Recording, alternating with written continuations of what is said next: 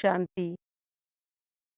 சச்சிதானந்த ஸ்வரூபமாகிய பரமாத்மா ஆனந்தக் கடல், மகிழ்ச்சிக் கடல், அமைதிக் கடல், மனித ஆத்மாக்களின் சுபாவமான ஆனந்தத்தை அவர்களுக்கு திரும்பவும் வழங்குவதற்காக இந்த உயர்ந்த ஞானத்தை கொடுத்து, கர்மங்களின் மூலம் எப்படி மகிழ்ச்சியை அனுபவம் செய்வது, எப்படி உயர்ந்த கர்மங்களாக மாற்றி ஆன்ம திருப்தியை அடைவது, இப்படிப்பட்ட விஷயங்களை நமக்கு கற்றுக் கொடுத்து, திரும்பவும் நம் வாழ்க்கையை ஆனந்தமயமாக ஆக்குகிறார். ஆனந்தத்தில் மனிதன் மிகவும் உயர்ந்த மனநிலையை அனுபவம் செய்கிறான். ஒவ்வொரு மனிதனுடைய சுபாவமும் மகிழ்ச்சியும் ஆனந்தமும் தான். அதற்காகவே மனிதன் இன்று செயல்படுகிறான்.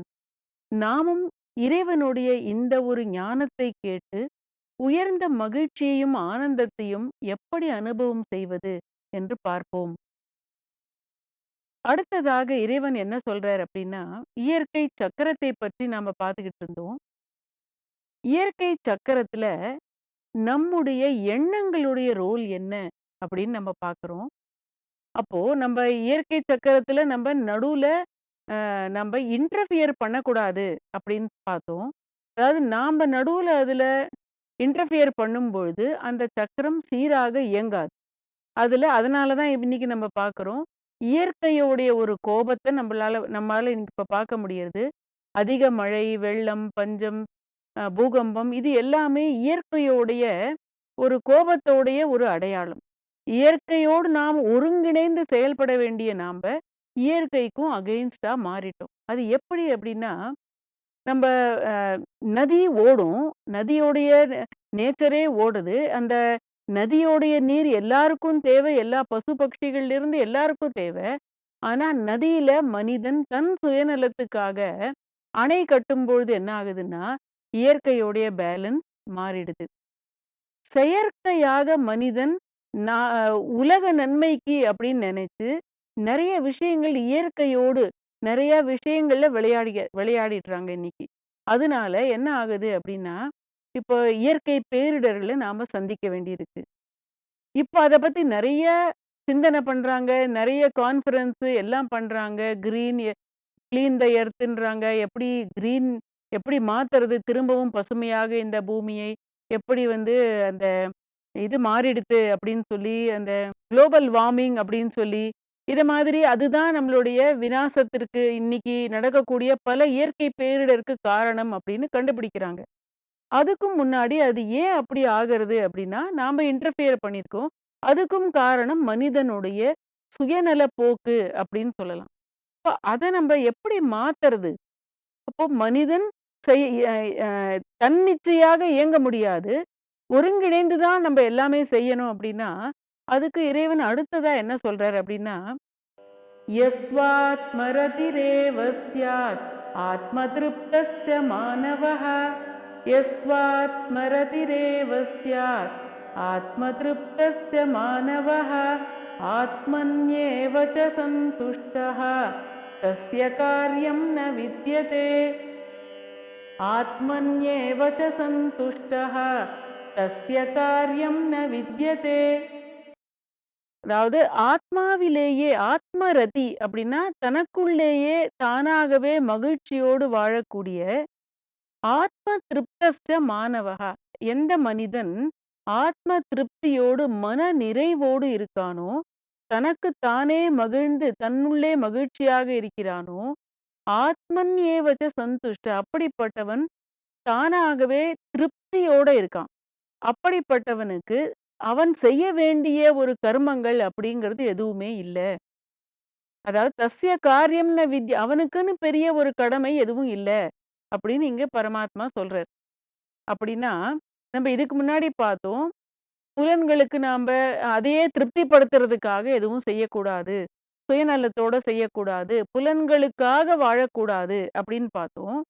அப்போ பரமாத்மா இப்ப என்ன சொல்ல வர்றார் அப்படின்னாக்க, ஆத்ம திருப்தி, அதாவது நம்ம மனதிற்குள்ள நாம் திருப்தியாக வாழத் தொடங்கிட்டாக்க, இல்லாமை அப்படிங்கிறது அதிருப்திய உண்டு பண்றது.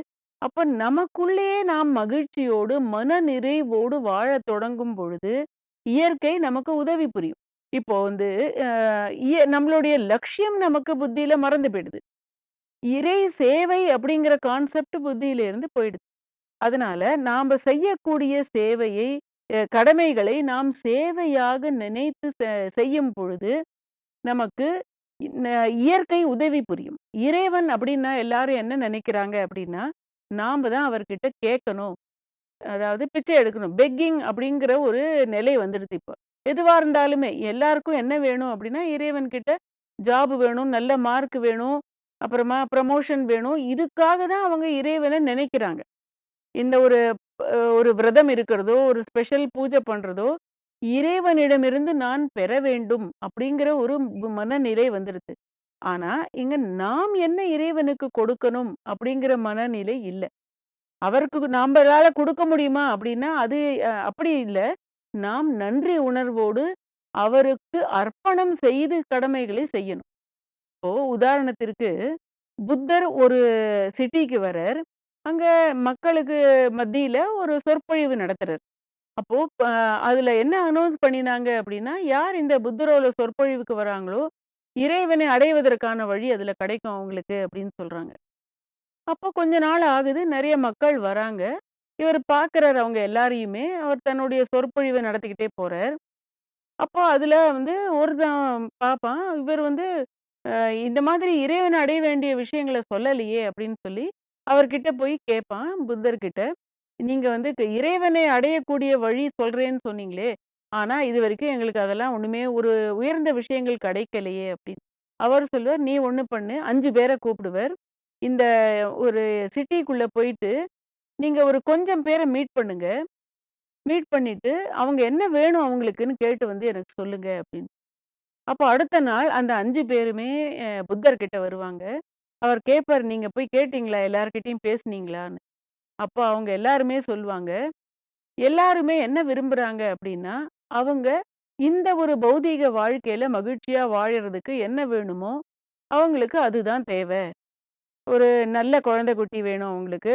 நல்ல ஒரு வேலை வேணும். ப்ரமோஷன், கார், பங்களா, பணம், நோய், ஆரோக்கியமா நோய் இல்லாம ஆரோக்கியமா இருக்கக்கூடிய நிலை. இதுதான் வேணும்னு இருக்காங்க. யாருக்காவது இறைவனை அடையணும் அல்லது அவரை உணரணுன்ற விருப்பம் இருக்கா? அப்படின்னு கேட்பாரு. அப்ப எல்லாரும் சொல்லுவாங்க, "இது யாருமே இந்த பதில எங்களுக்கு குடுக்கல" அப்படின்னு சொல்லிட்டு. இதுதான் இன்னைக்கு மனிதனுடைய மனநிலை. இறைவன் அப்படின்னு ஒருத்தர் இருக்காரு. அவர்கிட்ட இருந்து எனக்கு எல்லாம் கிடைச்சிருக்கு. இன்னும் கிடைக்கணும். அவ்வளவுதானே தவிர, நான் அவர அடையணும், என்னை உயர்த்திக்கணும் அப்படிங்கிற மனநிலை இல்ல. அப்போ இதுதான் நம்மளுடைய அடிமைத்தனத்தோடைய வேர் அப்படின்னு சொல்லலாம். புறப்பொருட்களின் மூலமாக நான் என்னுடைய இச்சைய திருப்திப்படுத்திக்க முடியுமா அப்படின்னு கேட்டா முடியாது. ஏன்னா, அததான் நம்ம செஞ்சுகிட்டே இருக்கோம். ஆனா, நமக்கு அந்த ஒரு இச்சை இன்னும் தீரவே இல்ல. திருப்தியே கிடைக்கல. அப்ப அ இப்ப இது ஸ்லோகத்துல சொல்லியிருக்காரு இல்லையா இறைவன்? என்ன சொல்லியிருக்காரு? "ஆத்ம ரதிரேவ" யார் சுயத்திலேயே மகிழ்ச்சியாக இருக்க பழகிக்கிறாங்களோ, அவங்கள் இந்த அடிமைத்தனத்திலிருந்து விடுபட முடியும். அப்போ இன்னைக்கு பார்த்தாக்க யோகான்னு ஒரு கிரேஸ் இருக்கு. அப்போ யோகா எதுக்கு பண்றாங்க அப்படின்னாக்க, ஃபிட்னஸ் வேணும். நல்ல ஒரு ஆக்டிவா இருக்கணும் நம்ப. அ ஆரோக்கியம் வேணும் அப்படிங்கிற ஒரே லட்சியம் தானே தவிர, இந்த யோகத்தின் மூலமாக நான் கடவுள சந்திக்கணும்னு யாராவது யோகா பண்றாங்களா? அப்படின்னு கேட்டா, அந்த யோகா அவங்களுக்கு தேவையே இல்ல. அதனால, அப்போ இந்த பௌதீகத்திலேயே உலகத்திலேயே மனம் சுற்றி சுற்றி திரியறது. ஆத்ம திருப்திய பத்தி யாருமே யோசிக்கிறது இல்ல. இப்ப டெம்பரரியா நமக்கு குஷி கிடைக்கிறது, திருப்தி கிடைக்கிறது. ஆனா, ஆன்ம திருப்தின்னு அத சொல்ல முடியாது. அதனால ஆனந்த கடலான சச்சிதானந்த ஸ்வரூபமான பரமாத்மா, நம்மையும் அந்த ஆனந்தத்தை அனுபவம் செய்ய வைக்கிறதுக்காக, எல்லாருமே இது அவங்க கிட்ட வந்து கேட்கிற விஷயம் எல்லாமே பௌதீக விஷயமாக இருக்கிறதுனால, அதிலிருந்து அவர்கள மேல கொண்டு வர லட்சியம் இறைவனுக்கு இருக்கு. அதனால ஆத்ம ரதிரேவ எனக்குள் நான் திருப்தியாக இருக்கணும். ஆத்ம திருப்தஸ்ச நான் எப்படி திருப்தியாக இருக்கும் பொழுது, மன நிறைவோடு என்னால் வாழ முடியும். பொதுவா எல்லாரும் என்ன நெனைக்கிறாங்க? நான் எல்லாம் கிடைச்சதுன்னா நிறைவோட வாழ முடியும்னு நெனைக்கிறாங்க. அப்படி கிடையாது. நான் நிறைவோட வாழும்பொழுது எனக்கு திருப்தி ஆட்டோமேட்டிக்கா கிடைக்கும்.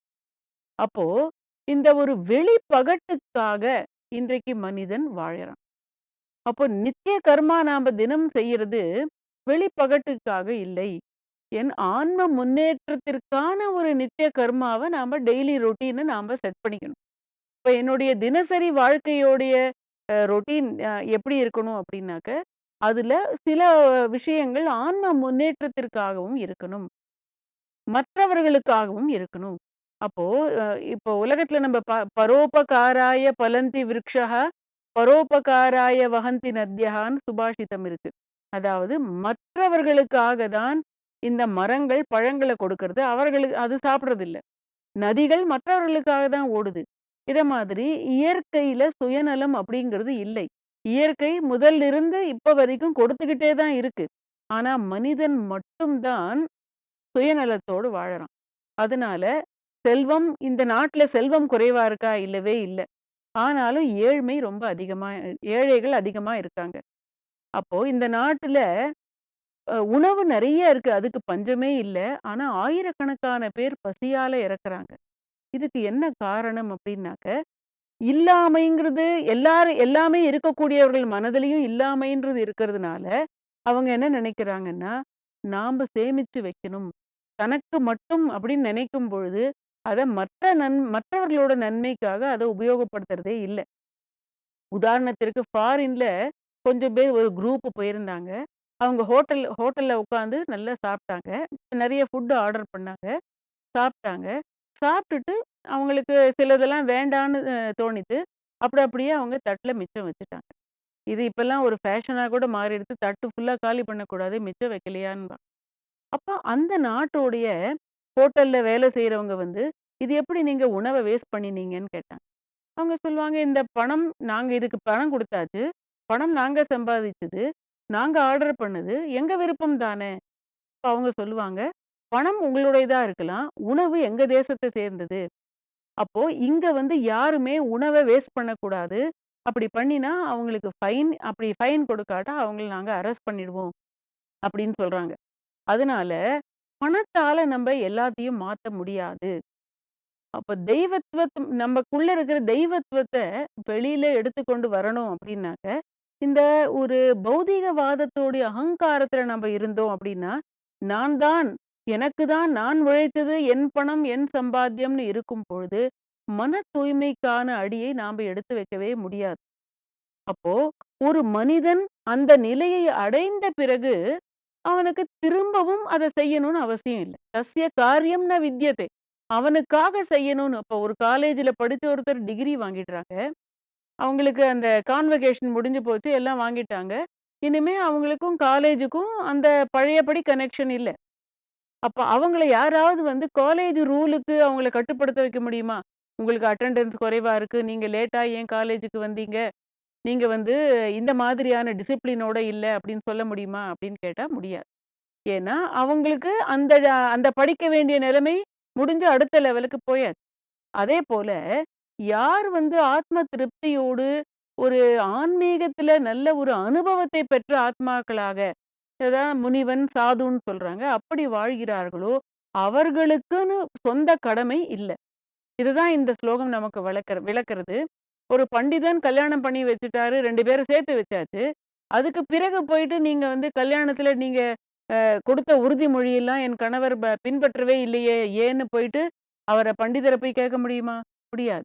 அதேபோல அந்த நிலைமைக்கு அடுத்த ஒரே சட்டை எல்லாருக்கும் ஃபிட் ஆகாதுன்னு சொல்றோம். அவரவர்களுக்குன்னு இருக்கிற கடமை, அவரவர்களுடைய ஒரு நிலைக்கு தகுந்தா போல கடமை. இப்ப கீதை நமக்கு இததான் சொல்லிக் கொடுக்கிறது. கர்ம யோகியாக இருந்து நம் நம்மை நாம ரியலைஸ் பண்ணணும். எனக்குள்ள என்ன ஒரு குறை இருக்கு? என்ன நான் மாற்றணும்? அப்போ மாற்றிக் கொள்ளும் பொழுது, நான் திரும்பவும் பழையபடி அந்த கடமைகளை தேடி ஓடணும், அந்த பொருட்களை தேடி ஓடணுங்கிறது அவசியம் இல்ல. நம்மளுடைய ஆன்ம திருப்தி நேச்சுரலாக நமக்கு கிடைச்சிடுது. ஓம் சாந்தி.